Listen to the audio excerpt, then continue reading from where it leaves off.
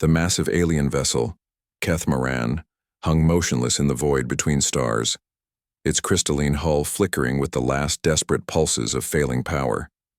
Inside the ship's command center, Admiral Zarath pressed 6 of her tentacled appendages against the bioneural interface, her silver skin rippling with patterns of distress that any member of her species would recognize as pure terror.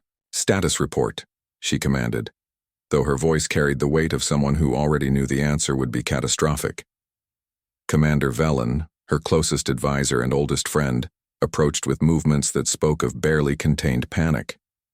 "Admiral, we've lost primary fusion cores on 7 of our 12 vessels. The quantum drives are completely offline. We're drifting on emergency power only." Zarath's large opalescent eyes, evolved to see across 17 different light spectrums, dimmed with exhaustion. The Catamaran fleet had been humanity's first contact with intelligent alien life, but they weren't explorers or conquerors. They were refugees. 3 months ago, their homeworld of Kethmor had been consumed by its dying star. 2 billion souls had fled aboard whatever vessels they could construct in their final desperate years. Now less than 50,000 remained, alive across their failing fleet, stranded in a solar system that wasn't their own. "How long do we have?" Zarath asked. Velen's skin patterns shifted to deep purple, the color of impending death among their people. 48 hours, maybe less. The bio-support systems are failing faster than we can repair them with our remaining resources. Through the command center's transparent aluminum viewing ports, Zarath could see the other ships in their fleet. Once mighty vessels that had carried the hope of an entire civilization now looked like dying creatures, their lights growing dimmer by the hour. Some had already gone completely dark. But something else caught her attention. A small, blue-green world hung in the distance, the 3rd planet from a yellow star that the native inhabitants called Sol. Intelligence reports had confirmed that this world harbored a young species that had only recently developed spaceflight. They called themselves humans. "Admiral," Communications Officer Threnda's voice crackled through the bio-neural network. "We're receiving transmissions from the 3rd planet. Multiple sources. They know we're here." Zarath's heart equivalents began beating faster. First contact protocols among spacefaring civilizations were clear. Never approach a primitive species unless invited. The Galactic community had strict laws about interference, but they were no longer part of the Galactic community. They were dying refugees with nowhere else to turn. "What kind of transmissions?" she asked. "Radio signals, Admiral. Primitive but curious. They're not threats, they're questions. One signal keeps repeating in multiple languages. Do you need help?" Zarath felt something she hadn't experienced. In months, hope. But hope was dangerous. Young species were typically xenophobic, territorial, and violent. Every simulation they'd run suggested that revealing themselves to humanity would result in either panic or attack. "Patch me through to all ship commanders," she ordered. Within minutes, the holographic forms of 11 other captains materialized around the command center. Each face told the same story: exhaustion, desperation, and the terrible weight of responsibility for thousands of lives.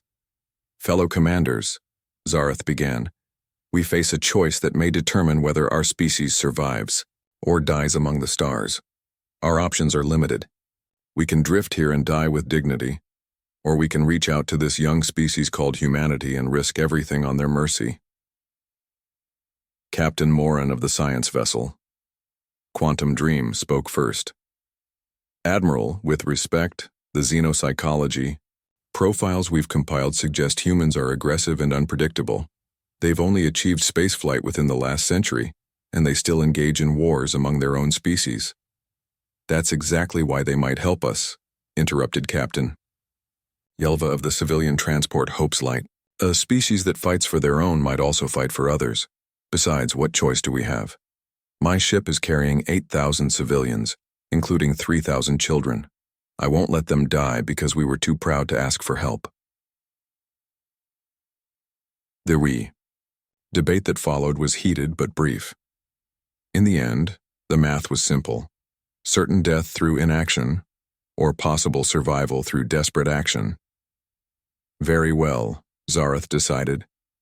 Threnda, open a channel to the human homeworld. All frequencies. Let's see if humanity is ready to meet the stars.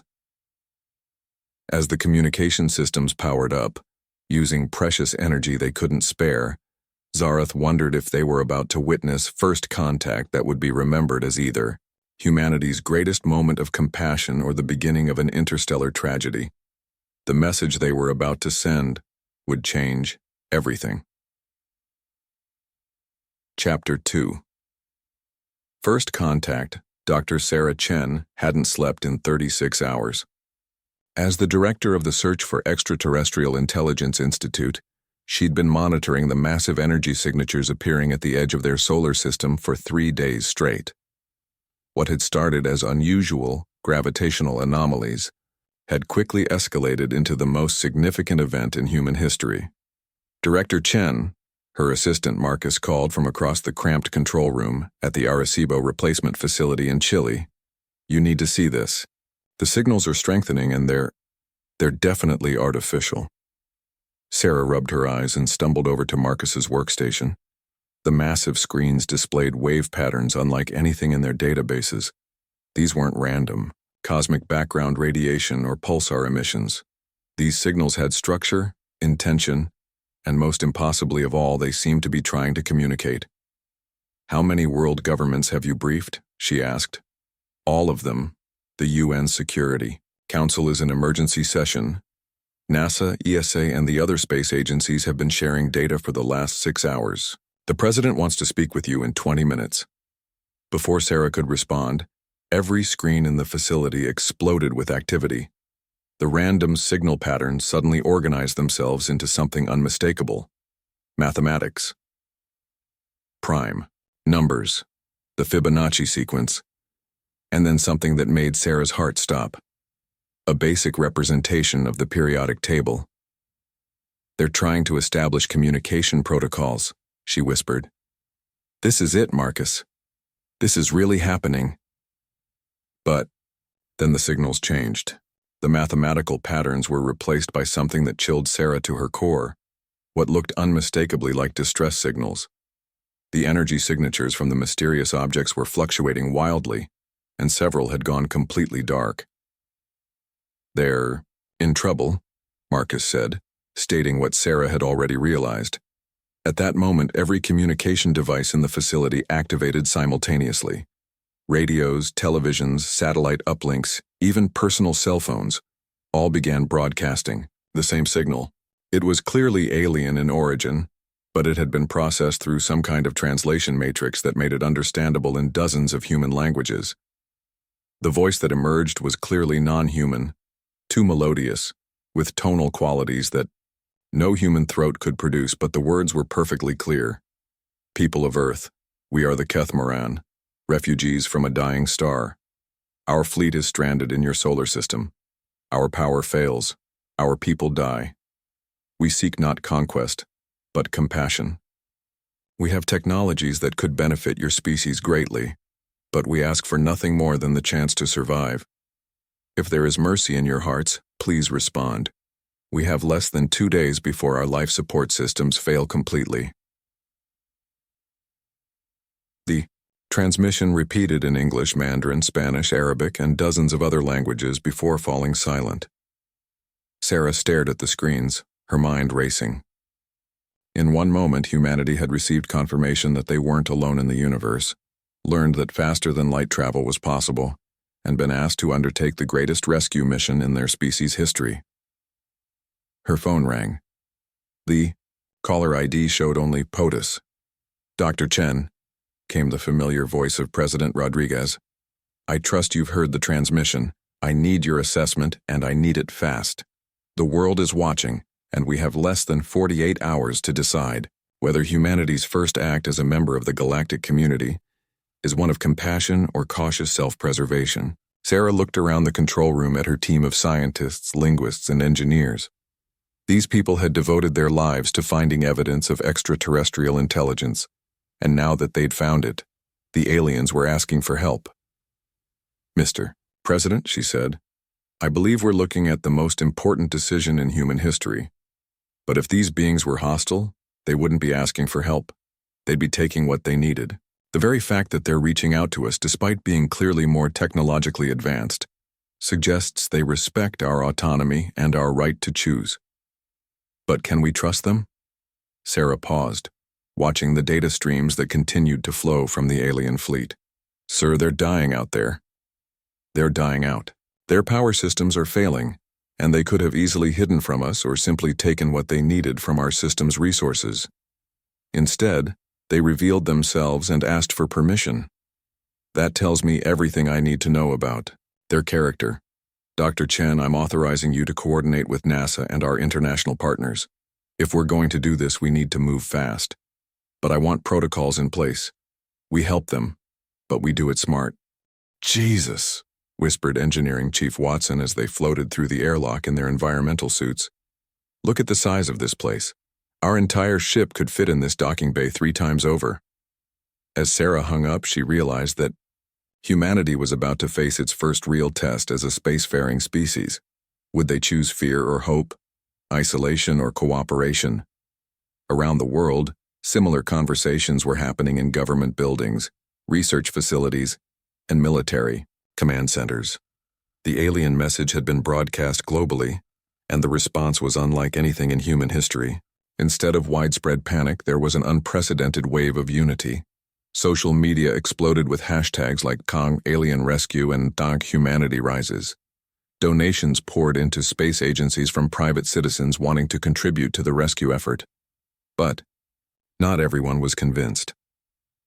In a secure bunker beneath the Pentagon, General Harrison slammed his fist on the conference table.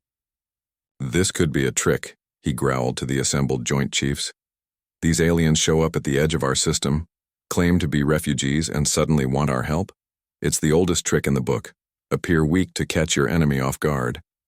Admiral Jackson, commander of the newly formed Space Defense Initiative, shook her head. General, our best estimates suggest their smallest ships are larger than anything we've ever built. If they wanted to conquer us, why this elaborate deception? They could take what they wanted by force. Because maybe they want us to lower our guard first. Maybe whatever they're really after requires our cooperation. The debate raged, but ultimately the decision had already been made in the hearts of millions of ordinary humans around the world.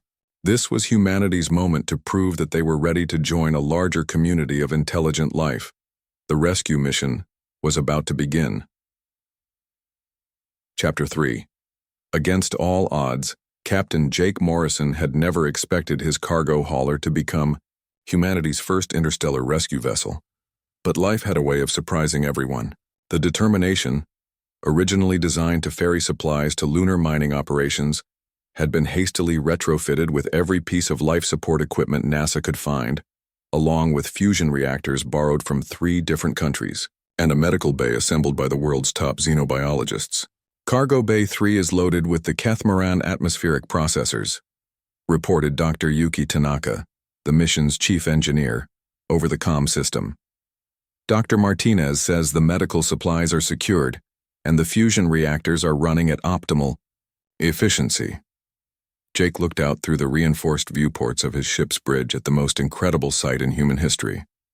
Surrounding the Determination were 17 other vessels, military ships, research vessels, private cargo haulers, and even a luxury space yacht whose billionaire owner had volunteered for the mission. It was humanity's first interstellar fleet, assembled in less than 36 hours through unprecedented international cooperation. "This is Admiral Chen aboard the UNS Enterprise," came a voice over the communication network.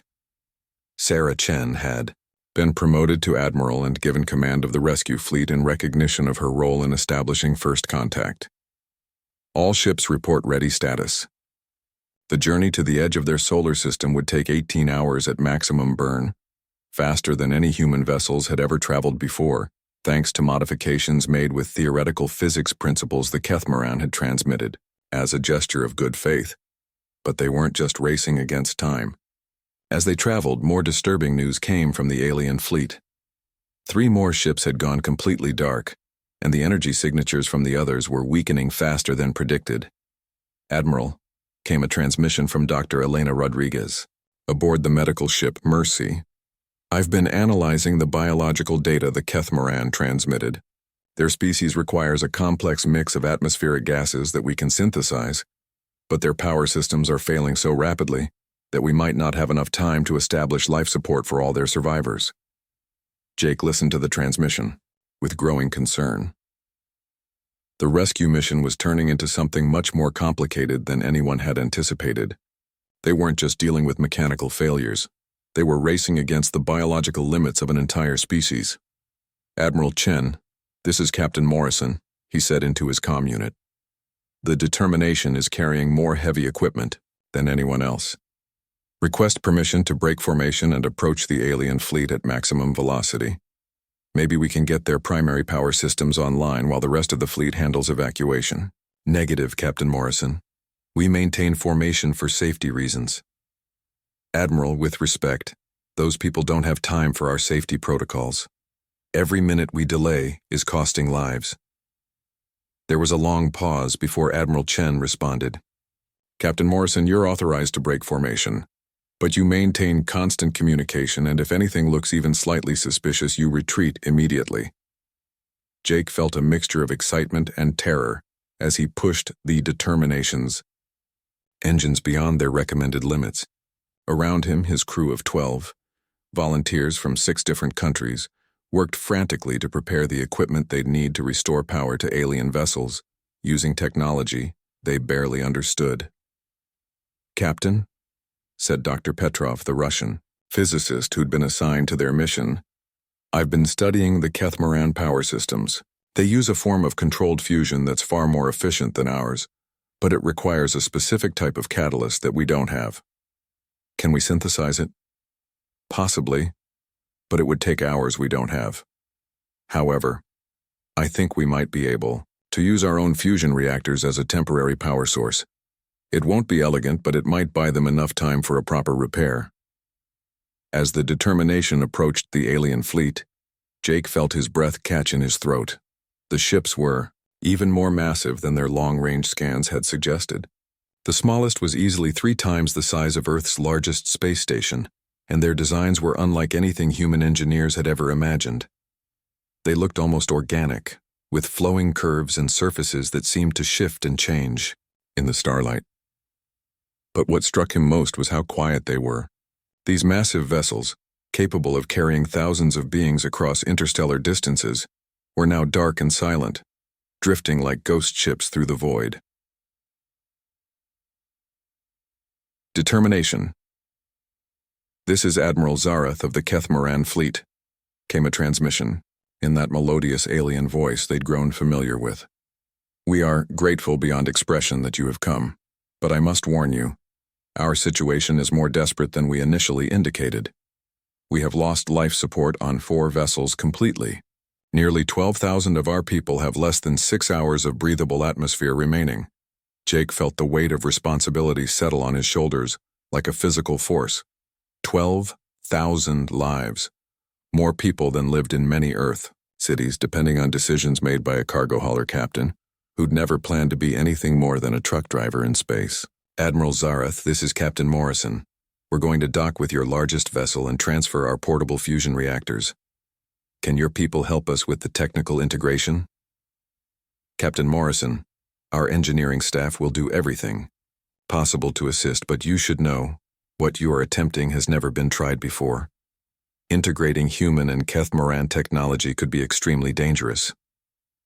Jake looked around his bridge crew. Dr. Tanaka nodded grimly. Dr. Petrov was already running calculations on his portable computer.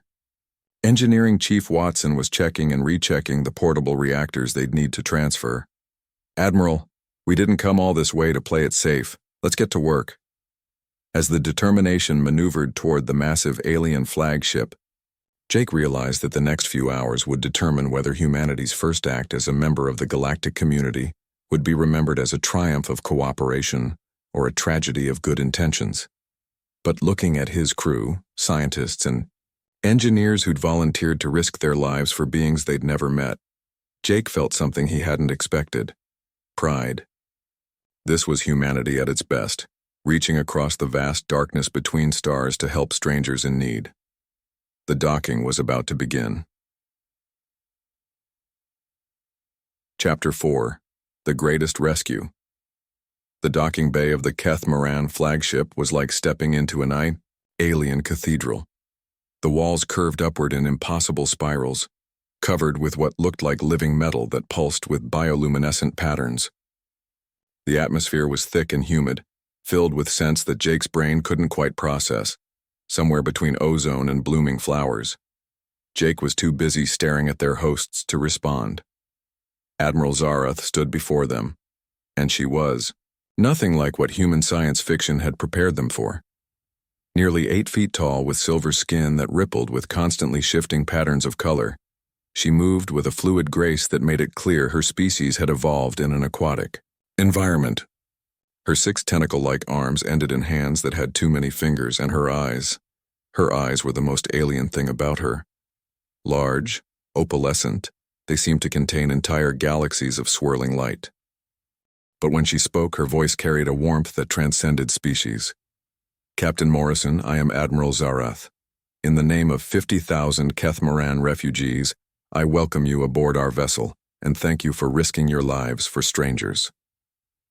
Jake had practiced this moment during the journey, but actually facing an intelligent alien being left him momentarily speechless. Finally, he managed, "Admiral, we're honored to meet you. Let's get your people the power they need."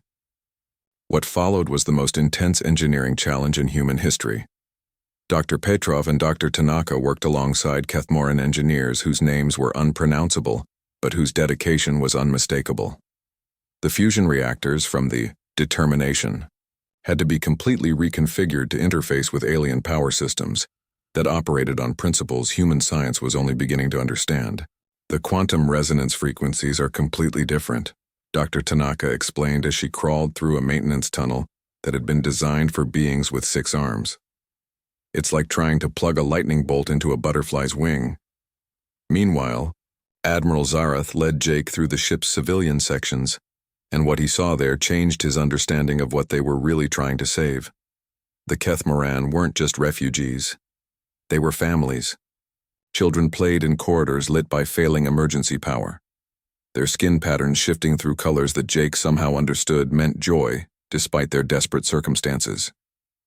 Elderly Catamaran sat in groups, sharing stories in their musical language while monitoring younger family members. "How many children?" Jake asked. "Nearly 15,000 across the fleet," Zarath replied. "They have never known a homeworld. They were all born during our journey from our dying sun. They know only these ships and the stories we tell them of Cathamor." Jake felt something twist in his chest. These weren't just alien refugees. They were parents trying to keep their children alive, teachers preserving their culture, engineers working to failure to maintain the ships that carried their entire civilization. "Admiral," came Dr. Petrov's voice over the comm system, "we have a problem. The power integration is working, but it's not enough. We can restore life support to most of the fleet, but not all of it. We're going to have to make choices about which ships to save." The silence that followed was deafening. Jake watched as Admiral Zarath's skin pattern shifted to deep purple. The color he'd learned meant grief among her people. "How many ships would we lose?" she asked quietly. 3 vessels, approximately 8,000 people. Jake had never felt the weight of command like this. On Earth, he'd transported cargo. Here he was being asked to help decide who lived and who died.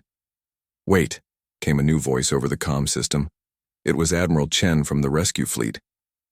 "Captain Morrison, the rest of our fleet has reached your position.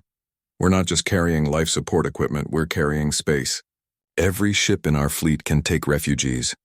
Jake felt hope surge through him like electricity. "Admiral Zarath, how quickly can your people evacuate the failing ships?" "Our people are already prepared, Captain Morrison. We have been ready to evacuate since we first sent our distress signal." "But you would take Catamaran civilians aboard human vessels? Your ships were not designed for our atmospheric requirements." "Admiral, we've been modifying our life support systems during the journey. It won't be comfortable, but it will keep your people alive." What happened next was the largest evacuation in human history. 17 human vessels took aboard nearly 12,000 Catamaran refugees, stretching life support systems beyond their designed limits and turning cargo holds into temporary living spaces for beings whose biology they barely understood. Dr.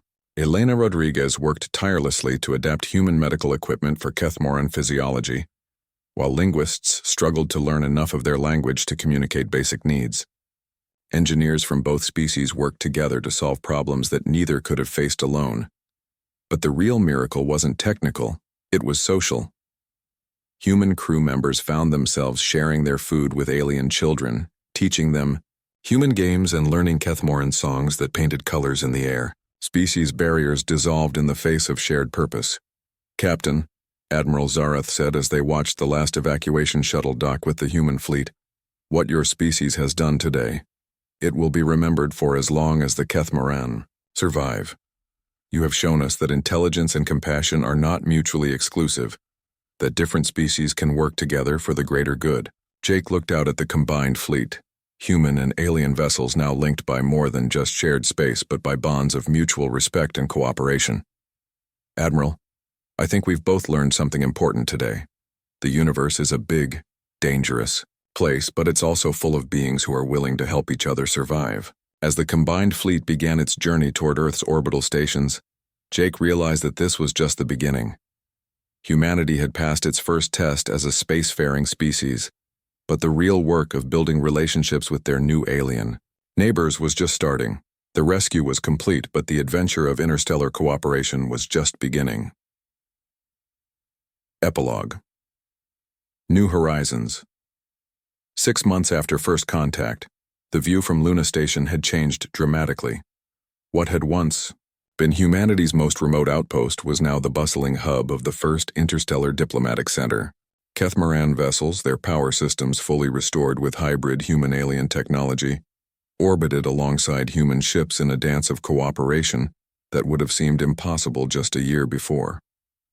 Dr. Sarah Chen, now serving as Earth's first interstellar relations coordinator, stood in the observation deck of the newly constructed Friendship Station, watching as human and Kethmoran children played together in the low-gravity recreational areas. The sight never failed to amaze her. Beings from different worlds, different evolutionary paths laughing together as they discovered that play was a universal language. "The integration has exceeded all our projections," reported Dr. Yuki Tanaka, who had become the chief engineer for the Joint Technology Development Program. "The fusion reactors using combined human and Kethmoran designs are 40% more efficient than anything either species had developed independently, and the propulsion systems. Sarah, we're looking at the possibility of reaching nearby star systems in months rather than decades." Sarah nodded, but her attention was focused on a more immediate concern. 3 weeks ago, they'd received signals from another star system, not from the Kethmoran's destroyed homeworld but from somewhere else entirely. Another species in distress, another group of refugees fleeing an unknown catastrophe. "The Vorthak signals are getting stronger," she said. "Admiral Zarath believes they're genuine refugees, just like her people were." "And Captain Morrison?" Sarah smiled. Jake Morrison had become something of a legend in the growing interstellar community. His cargo hauler had been converted into the first human-alien joint exploration vessel, and he'd volunteered to lead the mission to contact the Vorthak. He says the Determination is ready for another rescue mission, this time with a mixed crew of humans and Kethmoran. Through the observation deck's windows, Sarah could see the ship in question, no longer the simple cargo hauler that had left. Earth 6 months ago, the Determination now incorporated the best of both human and Kethmoran technology. Its hull gleamed with living metal that could repair itself. Its engines used quantum principles that human science was still struggling to understand. And its crew compartments had been designed to accommodate beings from multiple species. "Director Chen," came a melodious voice from behind her. Admiral Zarath approached with that fluid grace her species possessed, her skin patterns shifting through colors that Sarah had learned indicated contentment and determination.